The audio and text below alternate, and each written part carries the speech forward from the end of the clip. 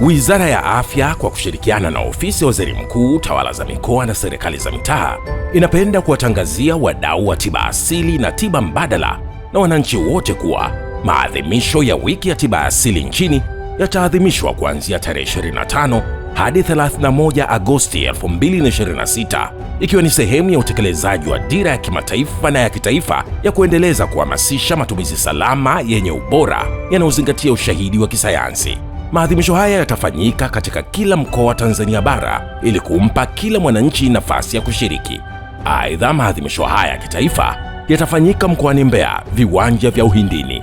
Maadhimisho mwaka huu yanalenga kuongeza uelewa kwa umma kuhusu mchango wa tiba asili katika kuimarisha huduma za afya, kukuza tafiti na ubunifu, kuhifadhi rasilimali za mimea tiba na kuelimisha wananchi kuhusu umuhimu wa kutumia huduma na bidhaa za tiba asili zilizosajiliwa na zinazokidhi viwango vya ubora.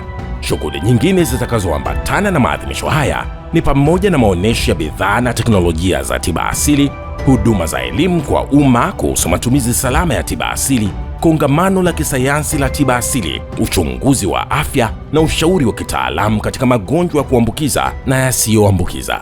Wananchi wote mnakaribishwa. Ujumbe huu unaletwa kwako na Wizara ya Afya